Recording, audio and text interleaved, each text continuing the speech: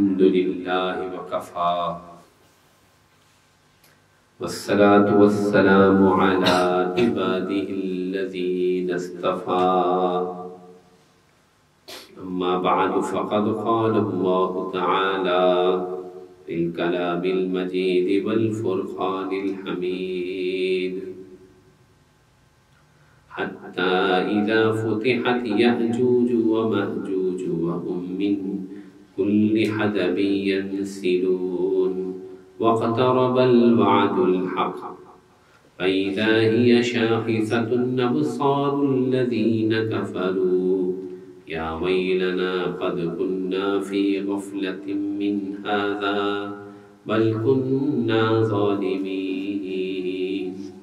وقال تعالى في مقام آخر يسألونك عن الساعة أيان مرساها قل إنما علمها عند الله سبحان ربك رب العزة عما يصفون وسلام على المرسلين والحمد لله رب العالمين. اللهم صل على سيدنا محمد وعلى آل سيدنا محمد وبارك وسلم. اللهم صل على سيدنا محمد وعلى آل سيدنا محمد وبارك وسلم. اللہ جل جلالہ نے اپنے حبیب حضرت محمد صلی اللہ علیہ وآلہ وسلم کے ذریعے سے تمام کائنات کے انسانوں کو، تمام دنیا کے انسانوں کو آخرت کے بارے میں خبردار فرمایا، اور بار بار قرآن مجید میں آخرت کے بارے میں کلام فرمایا وَأَنَّ السَّاعَةَ آتِيَةٌ لَا رَيْبَ فِيهَا وَأَنَّ اللَّهَ يَبْعَثُ مَنْ فِي الْقُبُورِ، کہ قیامت ضرور آ کر رہے گی، قیامت کے آنے میں کوئی شبہ نہیں، قیامت کو آنے سے کوئی روک نہیں سکتا۔ چنانچہ رسول اللہ صلی اللہ علیہ وآلہ وسلم کی مبارک تعلیمات کے اندر بہت بڑا حصہ قیامت کے بارے میں ہے۔ وقوع قیامت ایک راز ہے، چنانچہ اللہ جل جلالہ کے نبی سے بار بار پوچھا جاتا تھا کہ قیامت کب آئے گی، قیامت کب آئے گی؟ وَيَقُولُونَ مَتَىٰ وَيَقُولُونَ مَتَىٰ کب ہوگی؟ قُلْ عَسَىٰ أَن يَكُونَ قَرِيبًا، کہہ دیجئے جلد ہو جائے گی، قریب ہو جائے گی۔ آپ علیہ السلام نے تو فرما دیا بُعِثْتُ أَنَا وَالسَّاعَةُ كَهَاتَيْنِ، میں اور قیامت یوں ہیں۔ تو رسول اللہ صلی اللہ علیہ وآلہ وسلم نے یہ اشارہ فرما دیا کہ میں آخری نبی ہوں اور میرے بعد کوئی نبی نہیں، میرے بعد کوئی امت نہیں، یعنی اسی امت پر قیامت ہے۔ اتنی اہم چیز جس کے بارے میں قرآن مجید میں بے شمار آیات ہیں اور اس سے ڈرایا گیا ہے، اس کی ہیبت بیان کی گئی ہے۔ یا ایھا الناس اتقوا ربکم ان زلزلۃ الساعۃ شیء عظیم، اے انسانوں، اے لوگو، اللہ سے ڈرو، اپنے رب سے ڈرو، بے شک قیامت کا زلزلہ بڑی عظیم چیز ہے۔ جس چیز سے اتنا ڈرایا جا رہا ہے، ضرورت اس بات کی تھی کہ اس کے بارے میں اس کا وقت بتا دیتے، کوئی اس کی بتا دیتے کتنی صدیوں بعد آئے گی، کیا ہوگا، کیا حالات ہوں گے۔ چونکہ اس کا آنا ایک راز ہے، اس کا بتلایا جانا اللہ نے طے نہیں فرمایا، اس لیے جب حضرت جبرائیل علیہ السلام آپ علیہ السلام کی مبارک زندگی کے آخر میں آئے اور انہوں نے آ کے کچھ سوالات کیے، تو اس میں بھی یہی سوال تھا کہ قیامت کب آئے گی؟ تو آپ نے فرمایا مل مسئول عنہا بأعلم من السائل، کہ جس سے پوچھا جا رہا ہے وہ پوچھنے والے سے زیادہ نہیں جانتا. صحابہ کو تو نہیں پتا تھا کہ یہ جبرائیل علیہ السلام ہے، آپ علیہ السلام کو معلوم تھا. آپ نے فرمایا جیسے تجھے نہیں پتا ویسے مجھے بھی نہیں پتا. تو انہوں نے پھر ہمیں تعلیم دی کہ اچھا، کہ پھر اس کی امارات یعنی اس کی علامات بتا دیجیے، اس کی علامات بتا دیجیے. چنانچہ آپ علیہ السلام نے حدیث جبرائیل میں بھی کچھ علامات بتا دی. ان تلد الامۃ ربتها وان ترى الحفاة العراة العالة رعاء الشاء يتطاولون في البنيان. اور اس کے علاوہ آپ نے اپنی حدیث میں، اپنی تعلیمات میں بہت ساری علامات قیامت کی بیان فرمائی کہ قیامت کے آنے سے پہلے یوں ہوگا اور ایسے حالات ہوں گے اور یہ حالات ہوں گے. اور ان علامات میں سے اکثر علامات کو علماء بیان کرتے رہتے ہیں، ہم سنتے رہتے ہیں. اتنا سمجھ لیجئے حضرت شاہ انور شاہ کشمیری رحمہ اللہ تعالی نے ایک کتاب تحریر فرمائی، التصریح بما تواتر فی نزول المسیح. وہ احادیث انہوں نے جمع فرمائی جس میں حضرت مسیح علیہ السلام کے دنیا میں واپس لوٹ آنے کی حدیث کو جمع فرمایا. اور اللہ تعالیٰ نے قرآن میں ارشاد فرمایا وَإِنَّهُ لَعِلْمٌ لِلسَّاعَةِ فَلَا تَمْتَرُنَّ بِهَا وَاتَّبِعُونِ هَذَا صِرَاطٌ مُسْتَقِيمٌ. کہ عیسیٰ علیہ السلام قیامت کی ایک بہت بڑی علامت ہے، بہت بڑی علامت ہے. جو آج حضرت شاہ انور شاہ نے ایک کتاب میں ان کو جمع فرمایا اور بعد میں ہمارے مفتی رفیع صاحب، مفتی اعظم پاکستان، صدر دارالعلوم کراچی رحمت اللہ علیہ، انہوں نے اس کو اردو میں ڈھال دیا اور اس کا نام رکھا علامات قیامت مسیح. تو اب جو ہے وہ کتاب بڑی مفید کتاب ہے، اس کا حوالہ اس لیے میں دے رہا ہوں کہ حضرت نے اس میں بات کو سمجھانے کے لیے علامات کو 3 قسموں میں بانٹ دیا. بڑا آسان ہو گیا سمجھنا. 3 قسمیں فرما دی. فرمایا کہ علامات قیامت 3 قسموں پر ہیں. پہلی علامات بعیدہ کہلاتی ہیں، یعنی جیسے رسول اللہ صلی اللہ علیہ وسلم نے ارشاد فرمایا کہ میں اور قیامت یوں ہیں. اب رسول اللہ صلی اللہ علیہ وسلم کے وصال کو دنیا سے پردہ فرمائے 1400 کتنے سال ہو رہے ہیں، تقریباً 1.5 صدی گزر رہی ہے. اس کے علاوہ اور بھی بہت ساری علامات، جیسے بصرہ میں ایک آگ جلے گی جو عرب کے اونٹوں کی گردنوں کو روشن کر دے گی. اور فرمایا کہ تم ایک ایسی قوم سے لڑو گے جن کے چہرے جو ہے ڈھالوں کی طرح ہوں گے، یعنی تاتاری مراد ہیں، اور وہ بالوں کی بنی ہوئی جوتیاں پہنیں گے. تو یہ والی علامات جو ہیں وہ، اور قرآن مجید میں اللہ تعالیٰ نے فرمایا اقتربت الساعۃ وانشق القمر، قیامت قریب آ گئی اور چاند 2 ٹکڑے ہو گیا. تو چاند 2 ٹکڑے ہوئے بھی آپ علیہ السلام کی زندگی میں 2 ٹکڑے ہوا تھا. تو یہ علامات بعیدہ ہیں، دور کی علامات. اس کے بعد دوسرا انہوں نے کیٹیگری بنائی ہے علامات وسطیٰ، درمیانی علامات. اور تیسری کیٹیگری بنائی ہے علامات کبریٰ یا قریبہ، قریب کی علامات یا بڑی بڑی علامات. اور یہ بڑی بڑی علامات جو ہیں یہ تو ایک ہی حدیث میں بیان ہو گئی، ایک ہی حدیث میں، اور یہ مسلم شریف میں روایت ہے اور یہ بخاری میں نہیں ہے. حذیفہ بن اسید الانصاری رضی اللہ تعالیٰ عنہ فرماتے ہیں نحن نتذاکر الساعہ، کہ ہم قیامت کے بارے میں مذاکرہ کر رہے تھے. تو آپ علیہ السلام نے اوپر ایک چوبارے سے، یعنی اوپر ایک کمرے سے جھانکا اور فرمایا کہ قیامت نہیں آئے گی جب تک کہ 10 بڑی بڑی علامات تم نہ دیکھ لو گے. 10. ٹھیک ہے. پھر آپ نے بغیر ترتیب کے، کیونکہ کل میں نے یہ حدیث پڑھائی تو اس میں بغیر ترتیب کے آپ علیہ السلام نے بتا دی. تو ترتیب جو ہے وہ تو علماء نے کچھ قائم کی ہے، لیکن رسول اللہ صلی اللہ علیہ وسلم نے زمانی ترتیب ارشاد دی.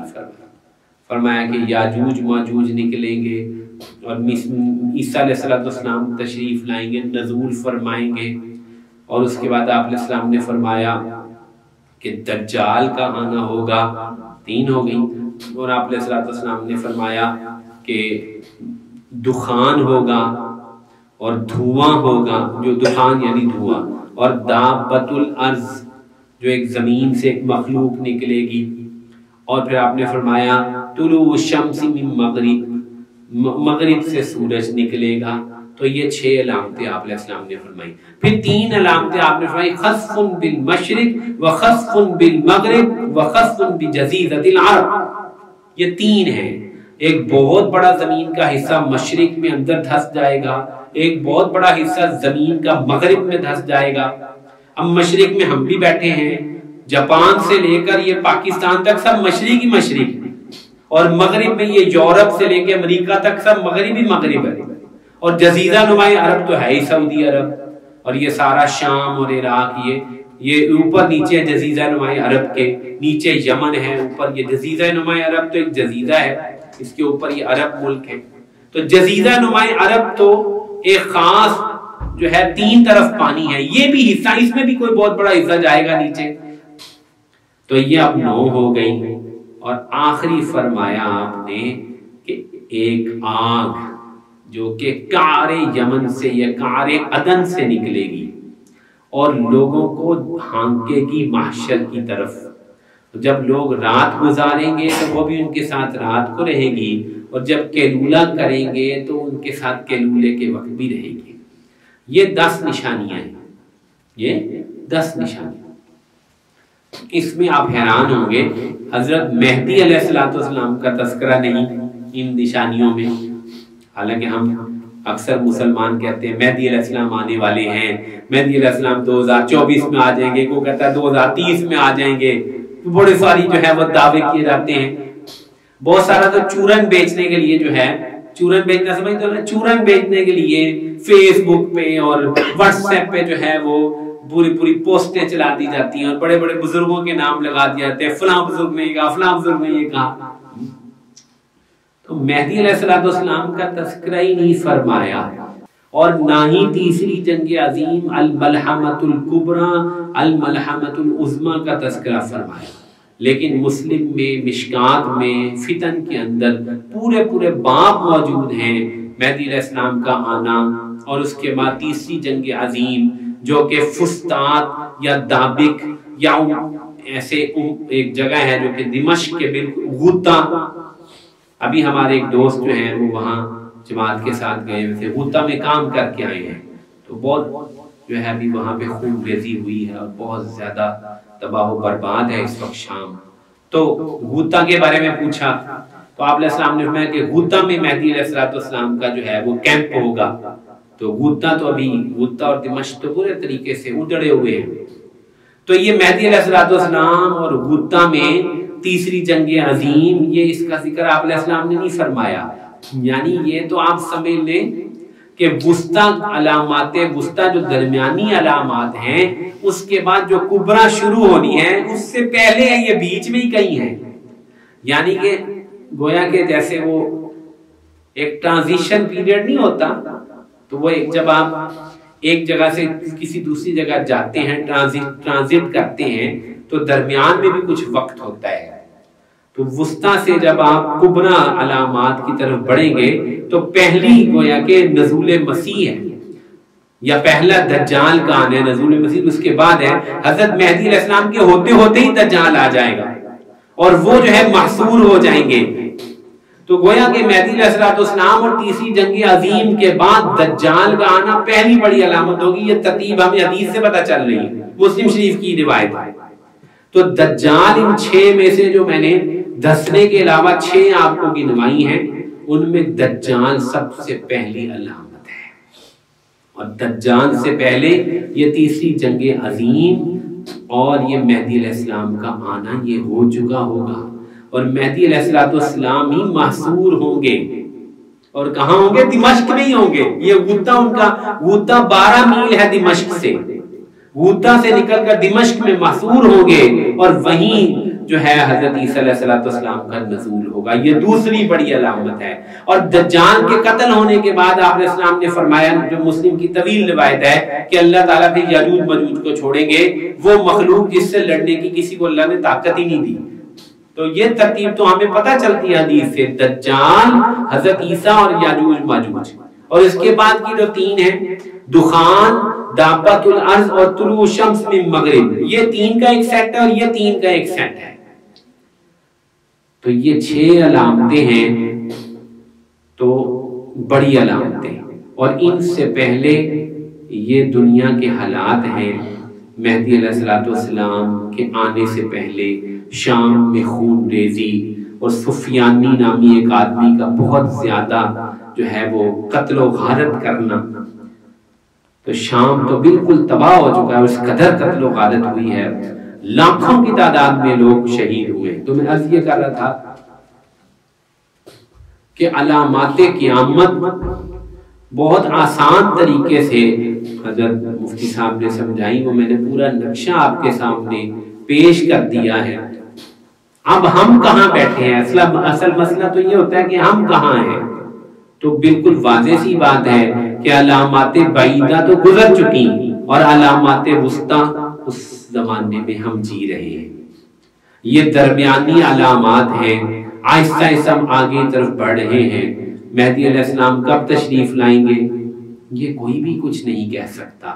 2012 سے ایک سلسلہ جاری ہے, 2012 میں کیسے آ رہے ہیں, بس اب کہہ رہے 2024 میں پہنچ رہے ہیں. بھئی آپ نے ان کے لیے ٹکٹ کروائی ہے جہاز کی جو آپ اتنے دعوے کرتے ہیں. تو رسول اللہ صلی اللہ علیہ وسلم نے جو علامات بیان فرمائی ہیں ان کو تعیین کرنے میں ایسی پکی ٹھکی باتیں نہیں کرنی چاہیے.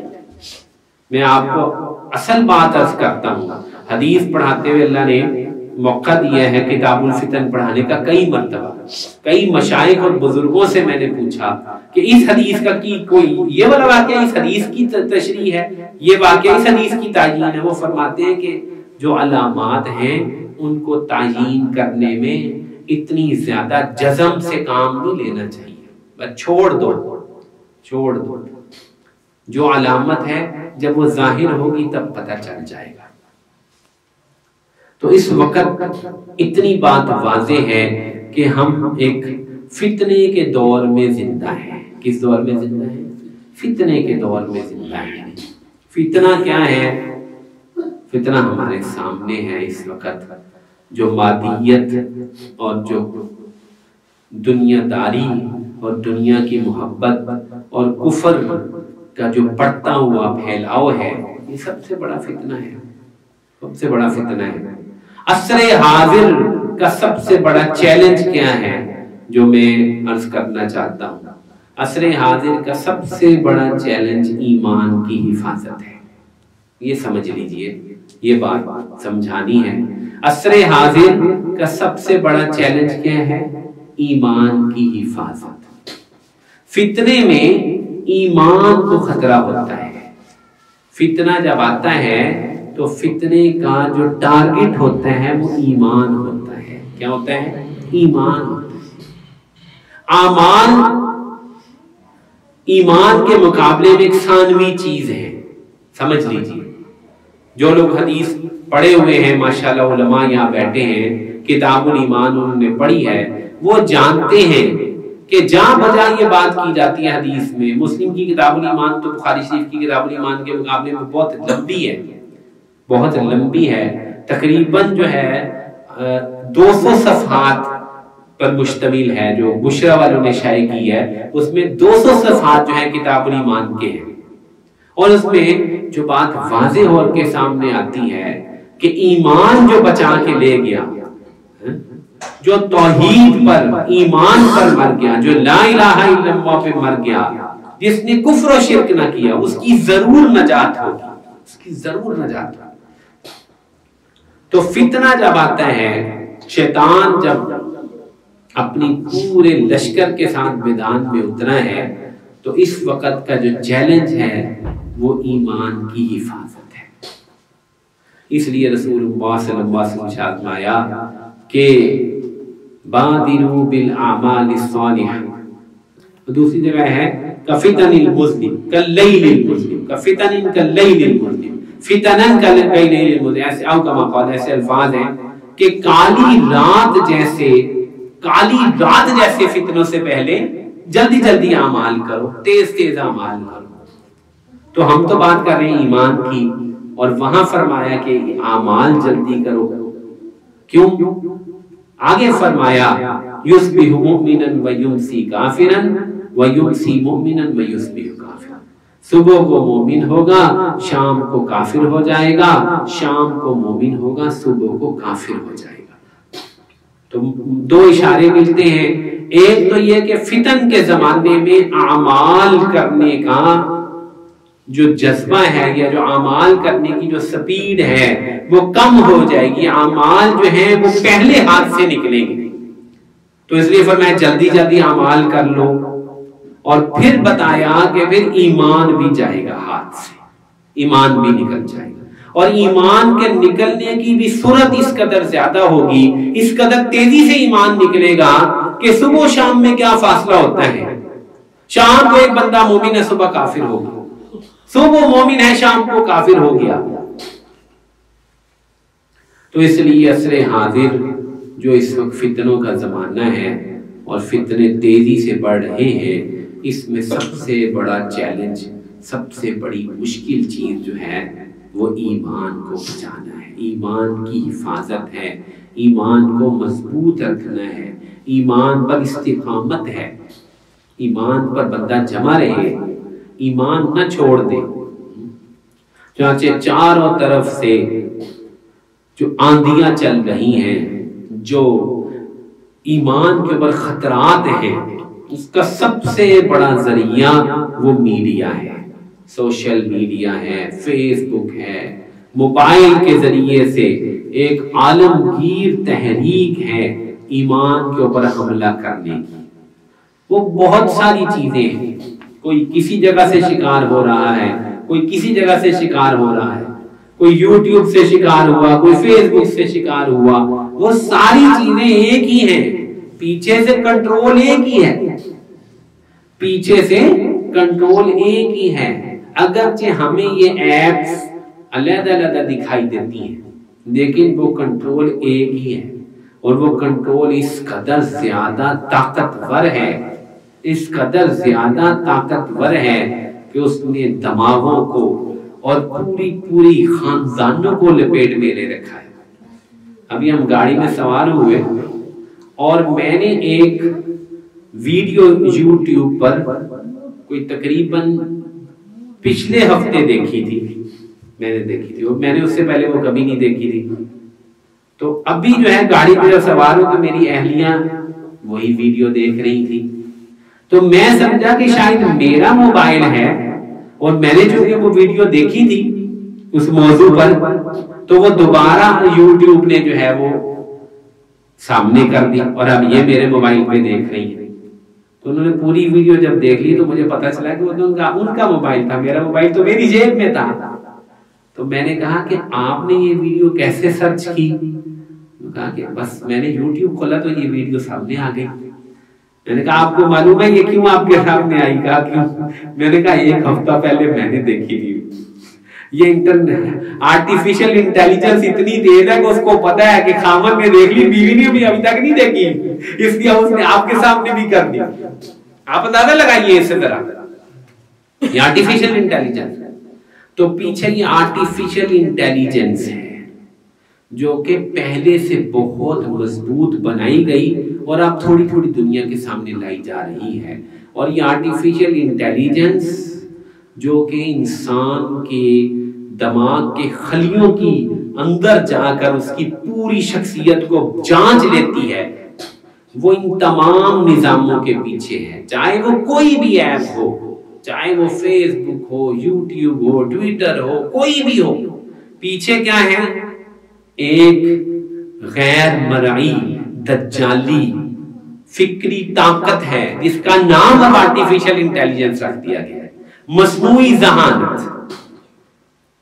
اس کی گرفت، یہ لفظ پہ ذرا غور کیجئے گا، اس آرٹیفیشل انٹیلیجنس کی گرفت انسانوں پر اس قدر زیادہ ہے کہ جو انسان اس وقت میڈیا کے قریب ہے، اور بہت ہی کم ہوں گے شاید جن کے پاس، شاید پہاڑوں وادیوں میں بھی کوئی بندہ نہ ہو جس کے پاس یہ موبائل نہیں، تو جو انسان اس میڈیا کے، اس موبائل نیٹ ورک کے قریب ہے، وہ مکمل طور پر اس آرٹیفیشل انٹیلیجنس یا اس دجال کی جو خاص قوت ہے، دجالی قوت، اس کے قبضے میں ہے، اس کی گرفت میں ہے۔ تو پہلی بات میں نے آپ کے سامنے عرض کی کہ عصر حاضر کا سب سے بڑا چیلنج ایمان کی حفاظت ہے، اور دوسری بات میں نے آپ کے سامنے عرض کی کہ اس وقت اس ایمان کو خراب کرنے کے لیے جو اصل قوت کام کر رہی ہے، اس میڈیا کے ذریعے سے کام کر رہی ہے، اس میں پیچھے جو اصل طاقت ہے اس کو اب آرٹیفیشل انٹیلیجنس کا نام دے دیا گیا ہے۔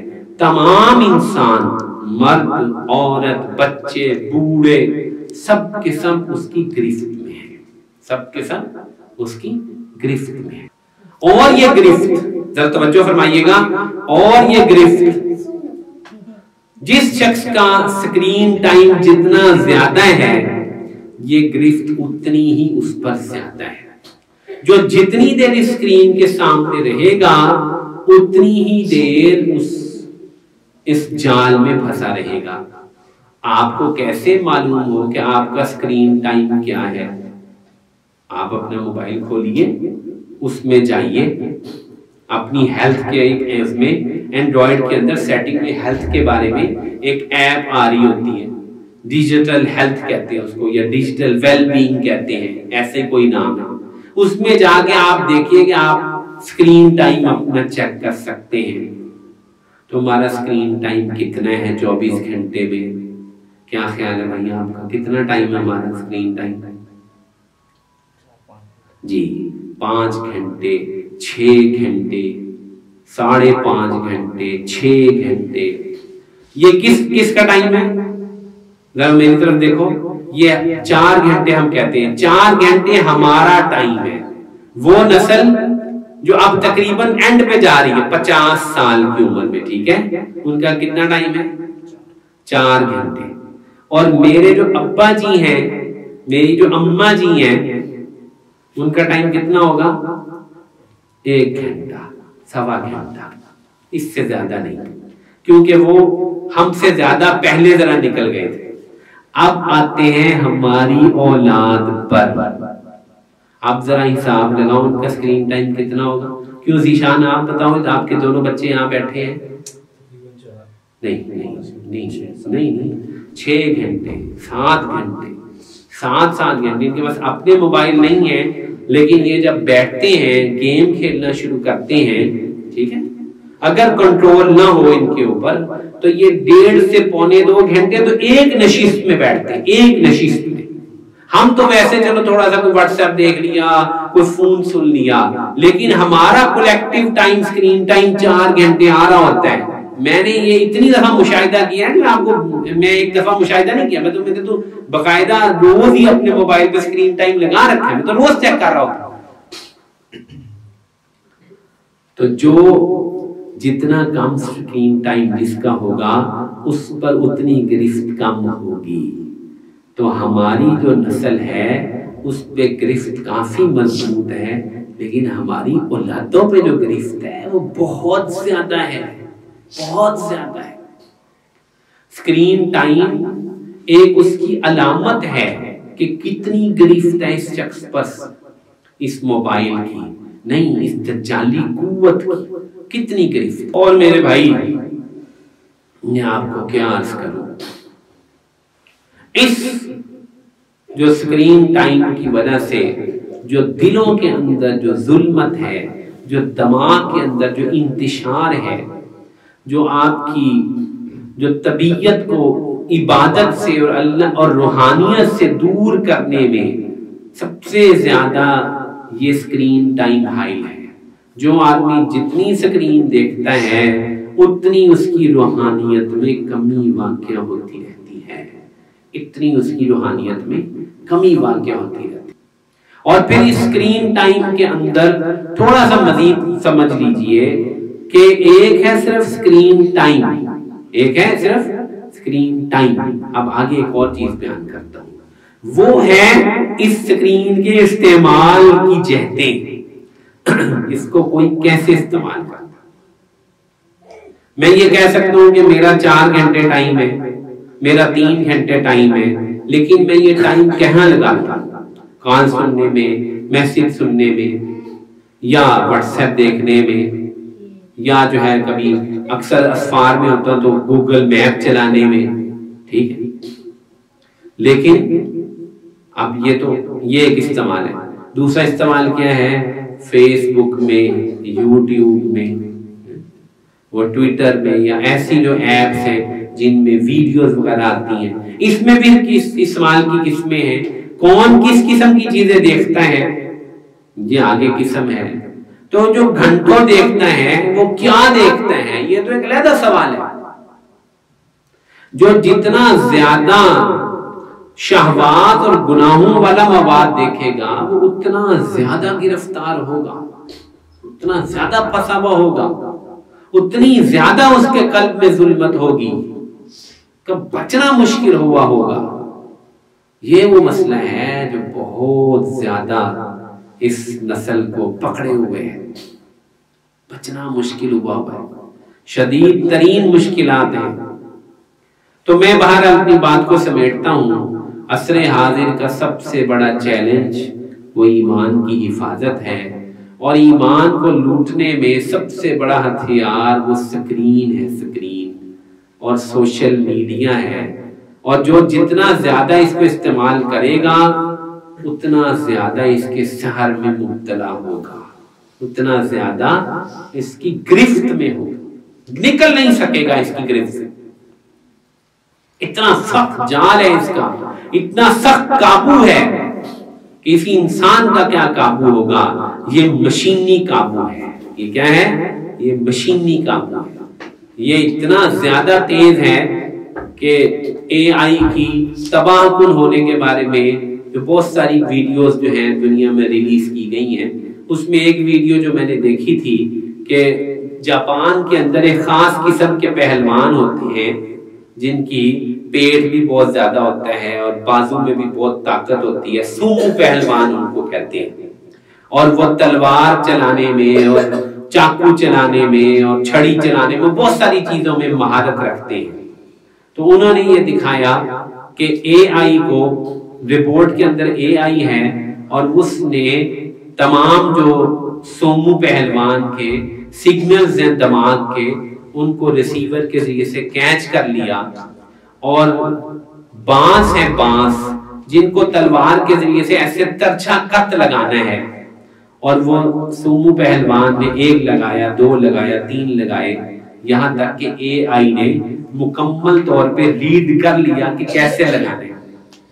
پھر انہوں نے اس کا مقابلہ کروایا تو 10 منٹ بعد سومو پہلوان تو تھک گئے اور اے آئی تو تھکتا ہی نہیں، تو تھک ہی نہیں سکتا، تو تھکنا ہے ہی نہیں.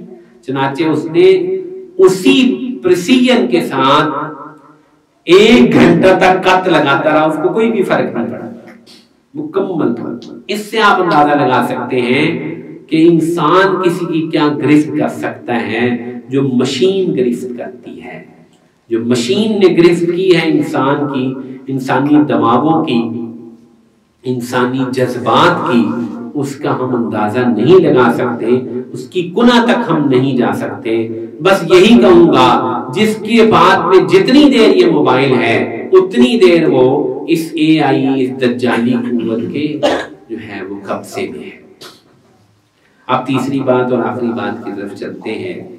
جو اصل مسئلہ ہے، ابھی ہی بے شمار لوگ ایمان سے فارغ ہو بیٹھے، ایمان سے ہاتھ دھو بیٹھے، دہریے ہو گئے، خدا کا انکار کر دیا، رسول کا انکار کر دیا. جتنی وحی کی بتائی ہوئی خبریں ہیں اس کا لوگوں نے مذاق اڑانا شروع کر دیا، تمسخر کرتے ہیں وحی کا، فرشتوں کا، اللہ کی ذات کا. یقین مانیے یہ تو ابھی آغاز ہے، یہ تو ابھی آغاز ہے.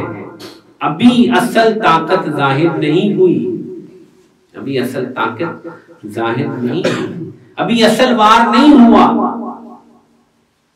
ابھی اصل وار نہیں ہوا. ابھی تو اس کا عشر عشیر بھی نہیں ہوا، وہ وار ابھی باقی ہے، وہ وار جب ہوگا بہت مشکل ہوگا۔ اس لیے رسول اللہ صلی اللہ علیہ وسلم نے فرمایا ہر نبی نے اپنی امت کو دجال سے ڈرایا، ہر نبی نے دجال سے ڈرایا، اور فرمایا میں سب سے زیادہ تمہیں دجال سے ڈراتا ہوں، کیونکہ دجال جب آئے گا تو وہ اصل وار کرے گا جس کے بعد ایمان بچانا بہت مشکل ہوگا۔ ابھی آپ تصور بھی نہیں کر سکتے کہ وہ وار کیا ہے جو ایمان پر اس نے کرنا ہے، وہ وار کیا ہے جو اس نے ایمان پر کرنا ہے۔ لیکن جتنا ہم دجال کے قریب ہوتے جائیں گے اتنا یہ وار سخت ہوتا جائے گا، ایمان بچانا مشکل ہوتا چلا جائے گا۔ اس لیے ہمیں چاہیے کہ ہم بہت زیادہ اہتمام شروع کر دیں ایمان کی حفاظت کے لیے، دعا مانگنے کا، ایمان کی حفاظت کے لیے، اللہ تعالیٰ کے سامنے زاری کرنے کا، اللہ تعالیٰ سے ایمان کی سلامتی کو مانگنے کا ہم ضرورت سے زیادہ اہتمام شروع کر دیں، ضرورت سے زیادہ اہتمام شروع کر دیں۔ یہ واحد چیز ہے جو کہ ہمیں بچا سکتی ہے۔ اللہ تعالیٰ کی مدد جب شامل حال ہوگی تو انشاءاللہ ایمان بچ جائے گا، ایمان بچ جائے گا، بچانے والی ذات اللہ کی ہے۔ تو ایک تو ہمیں اب ضرورت سے زیادہ اپنے ایمان کی حفاظت کے بارے میں فکر مند ہو جانا چاہیے، دعائیں کرنی چاہیے۔ اور دوسری بات جو پہلے بھی بیان ہو چکی وہ ہے کہف، وہ ہے کہف۔ کیا ہے؟ کہف۔ جب سورۃ کہف کو آپ پڑھیں، سورۃ کہف کو آپ پڑھیں، حضور پاک صلی اللہ علیہ وسلم نے ارشاد فرمایا کہ جو آدمی ہر روز سورۃ کہف کی پہلی 10 یا آخری 10 آیات پڑھے گا وہ دجال کے فتنے سے بچا لیا جائے گا۔ اسی من فتنۃ الدجال، مسلم کی روایت ہے۔ تو ایک تو ہم ویسے ہی بغیر ناغے کے سورۃ کہف کی آخری 10 آیات پڑھنی شروع کرتے ہیں، ہر روز پڑھنی ہے سورۃ کہف کی آخری 10 آیات، راغا نہیں کرنا بالکل بھی، ہر روز پڑھنی، ٹھیک ہے۔ تیسرا کام کیا کرنا ہے؟ غور کیجئے، سورۃ کہف کی طرف اشارہ فرمایا ہے کہ سورۃ کہف دجال کے فتنے کا علاج ہے، دجال سے بچ جاؤ گے۔ سورۃ کہف کو پڑھنا شروع کریں، آپ کو پتہ چل جائے گا کہ وہ نوجوان جن کو بادشاہ نے کہا تھا کہ کفر پہ واپس لوٹ آؤ ورنہ ہم تمہاری جان لے لیں گے، وہ اپنا ایمان بچانے کے لیے کہاں گئے تھے؟ کہف گئے تھے، کہف میں گئے تھے۔ فَأْوُوا إِلَى الْكَهْفِ، کیا الفاظ ہے قرآن کے؟ فَأْوُوا إِلَى الْكَهْفِ، کسی کہف میں ٹھکانہ پکڑو، ایمان بچاؤ، ایمان بچاؤ۔ وہاں تو ایک ملک تھا، ایک بادشاہ تھا جو کچھ لوگوں کا ایمان سلب کرنا چاہتا تھا، وہ اس سے دوڑ کر ایک غار میں چھپ گئے تھے۔ یہاں جو ایمان سلب کرنا چاہتا ہے وہ گلوبل پاور ہے، دجالی پاور، پوری دنیا میں یہ AI اور اس کا پورا سسٹم کام کر رہا ہے، پوری دنیا میں کہیں بھی آپ چلے جائیں، مکہ معظمہ حرم شریف کے اندر آپ بیٹھے ہیں، وہاں پر بھی یہ AI پوری طاقت کے ساتھ کام کر رہا ہے۔ حرم شریف، مسجد نبوی شریف میں بھی یہ پوری قوت سے سر لگا ہوا ہے۔ تو کہف کیا ہے؟ ایسا گلوبل کہف ہونا چاہیے، ایسا گلوبل کہف ہونا چاہیے جو آپ کو مل جائے اور آپ جو ہے اس میں داخل ہو جائیں۔ کیا کریں؟ اس میں داخل ہو جائیں۔ اللہ جل جلالہ نے مکہ معظمہ کو، مدینہ منورہ کو تو کہف بنایا ہی ہے، یہ دجال وہاں داخل نہیں ہو سکے گا۔ یہ دجالیت تو وہاں پہنچی ہوئی ہے موبائلوں کے ذریعے سے، لیکن وہ جگہ ایمان کو بچانے کی جگہ ہے۔ ہر بندہ وہاں جا نہیں سکتا، جو جا سکتا ہے اس کو بار بار جانا چاہیے، بار بار جانا چاہیے۔ ایسی جگہ ہے جہاں جا کر ایمان کو جلا ملتی ہے، اللہ تعالیٰ کی توحید اور اس کی طاقت نظر آتی ہے۔ جانا چاہیے، بار بار جانا چاہیے۔ تو اس کے علاوہ کچھ اور ہمارے اس ملک میں بلکہ پوری دنیا میں ہمیں چیزیں نظر آتی ہیں. اس میں سے ایک تو تبلیغی جماعت ہے. تبلیغی جماعت ایک کہف ہے.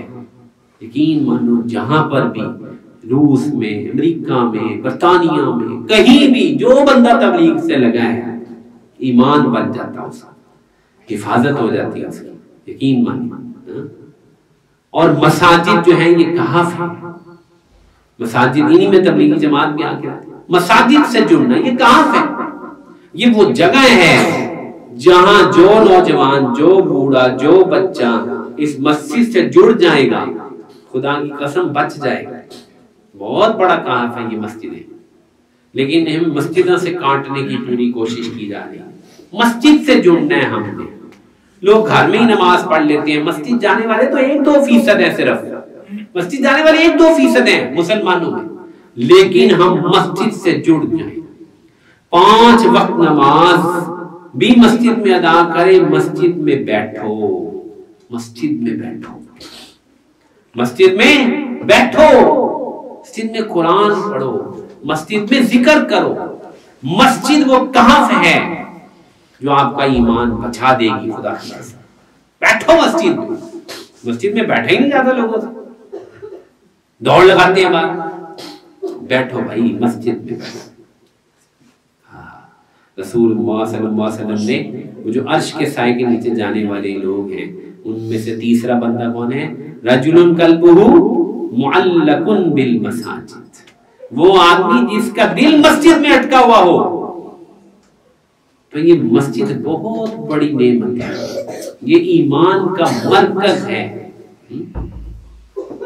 ایمان کا مرکز. تو مسجد کے ساتھ ہمیں اپنا تعلق بنانا ہوگا. جو مسجد کے ساتھ جڑے گا خدا کی قسم بچت ہوگی اس کی. غیر مرئی فورسز مسجد میں کام کر رہی ہیں. جیسے یہ غیر مرئی نیٹ ورک پوری دنیا میں کام کر رہا ہے، مسجد میں فرشتوں کی فورسز کام کر رہی ہیں ایمان کو بچانے کے لیے. اور تیسری چیز جو کہ ہمیں اللہ تعالیٰ نے میسر فرمائی ہے، پوری دنیا میں اس کا نیٹ ورک ہے، وہ یہ مدارس اور یہ خانقاہیں جو ہمارے بزرگوں نے قائم فرمائی. پوری دنیا میں ان کا نیٹ ورک ہے. الحمدللہ. الحمدللہ. پوری دنیا کہیں بھی چلے جائیں. جو آدمی ان میں جڑ گیا، جس نے ان میں قرآن پڑھا، حدیث پڑھی، بہت بڑا کہف ہے. قرآن کا علم حاصل کرنا، حدیث کا علم حاصل کرنا، سیرت کا علم حاصل کرنا، فقہ کا علم حاصل کرنا، یہ ایسا کہف ہے. یہ ایسا مضبوط ترین ہتھیار ہے یہ علم. اور ذکر اور یہ ضربیں جو لگائی جاتی ہیں یہ سب بہترین ہتھیار ہیں. بہترین حفاظت کی جگہ ہے. یہاں جڑنا ہے، یہاں جانا ہے. اللہ تعالیٰ نے اپنے فضل سے ان سلسلوں کو دراز فرما کر جگہ جگہ ان کو قائم فرمایا ہے. جگہ جگہ قائم فرمایا ہے. جو آدمی جڑتا جائے گا وہ آدمی اپنے ایمان کی حفاظت کر سکے. خلاصہ کلام یہ ہے کہ عصر حاضر کا سب سے بڑا چیلنج ایمان کی حفاظت ہے. ایمان بچانا سب سے بڑی فکر ہونی چاہیے. ایمان بچانے کی، اپنی نسلوں کے ایمان بچانے کی ہمیں فکر لگ جائے. آگے حالات جیسے ہیں میں نے آپ سے عرض کر دیا، ہم اپنے نسلوں کی ایمان کی دعائیں مانگا کریں. اللہ تعالیٰ سے عرض کیا کریں اللہ ہماری نسلوں کا ایمان بچا لے، اللہ ہماری اولادوں کا ایمان بچا لے. سب سے بڑی ذمہ داری تو ہماری اولاد ہے. ہماری اولادوں کا ایمان اللہ اپنے فضل سے بچا لے. اور دعا میں اللہ جل جلالہ کے سامنے ہم اپنی بے بسی کا اظہار کریں، اپنی عاجزی کا اظہار کریں کہ میں تو کچھ بھی نہیں کر سکتا، میرے لیے تو بچنا مشکل ہے. اے اللہ آپ اپنی طاقت سے، اپنی قوت سے میرے ایمان کی حفاظت فرمائیں. اور رسول اللہ صلی اللہ علیہ وسلم نے ایک بات حدیث سنا کے اپنی بات ختم کرتا ہوں کہ رسول اللہ صلی اللہ علیہ وسلم کا ایک غلام جس کا نام حضرت امام نووی نے کرکرہ لکھا ہے، کرکرہ، وہ اس نے مال غنیمت میں کچھ خیانت کی، مال غنیمت میں ایک عبا چرا لی، اس کو ایک تیر آ کے لگا، مسلم کتاب الایمان کی روایت، اور وہ مر گیا۔ لوگوں نے کہا ہنی اللہ الجنہ، جنت کی مبارکباد ہو، تو آپ نے فرمایا کہ نہیں، آپ نے فرمایا کہ نہیں، اس نے غنیمت میں سے ایک چادر چرائی تھی، وہ چادر اس کو شعلے بن کے لپٹ رہی ہے، یہ چادر اس کو شعلے بن کے لپٹ رہی ہے۔ آپ ذرا اندازہ کیجئے، بندہ کانپ جاتا ہے، رسول اللہ صلی اللہ علیہ وسلم کی صحبت اور خدمت نہیں بچا پا رہی، کتنی بڑی بات ہے۔ ہمیں ان کی شفاعت، ہمیں اللہ تعالیٰ ان کی سفارش نصیب فرمائے، ان کے حیات میں ہوتے ہوئے ان کی سامنے ان کو یہ خبر دی گئی، کیونکہ اس شخص نے حرام کو حاصل کیا۔ اللہ جل جلالہ نے آپ علیہ السلام کی نسبت سے ضرور کرم کا معاملہ فرمایا ہوگا، لیکن صحابہ ایک دفعہ کانپ گئے کہ آپ نے فرمایا کہ وہ عبا اس کو شعلے بن کے لپٹ گئے۔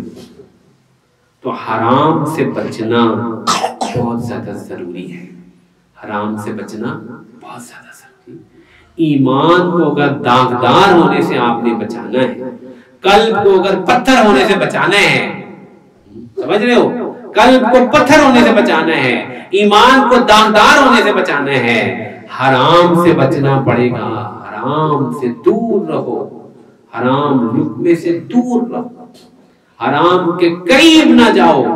ایسا نہ ہو کہ تھوڑا سا اپنی دنیا کو بہتر کرنے کے لیے آپ حرام کا ارتکاب کر لو اور حرام اپنے پیٹ میں داخل کر لو اور اپنی اولادوں کے پیٹ میں داخل کر لو، پھر یہ بہت زیادہ امکان ہے کہ شیطان کا وار چلے گا اور آپ کی حفاظت مشکل ہو جائے گی۔ اس لیے میں آپ سب کو اضافی طور پہ تاکید کرتا ہوں، حرام سے بچو، حرام سے بچو، حرام کے قریب نہ جاؤ، حرام کو آگ کے کوئلے سمجھو، اتنا اپنے دل میں اس کا استحضار پیدا کرو کہ یہ مال حرام یہ آگ کے کوئلے ہیں، میں نے ان کے قریب بھی نہیں جانا۔ تو ایمان کی حفاظت جو سب سے بڑا چیلنج ہے، سب سے بڑا چیلنج ہے، اس میں یہ دنیا کی محبت اور حرام کی محبت بہت بڑا خطرہ پیش کر رہی ہے۔ اللہ تعالیٰ ہم سب کو حرام سے بچائے، اللہ تعالیٰ ہم سب کو ایمان کی حفاظت نصیب فرمائے، اللہ تعالیٰ ہم سب کو اپنے مقبول بندوں میں شامل فرمائے۔ وآخر دعوانا ان الحمد للہ رب العالمین۔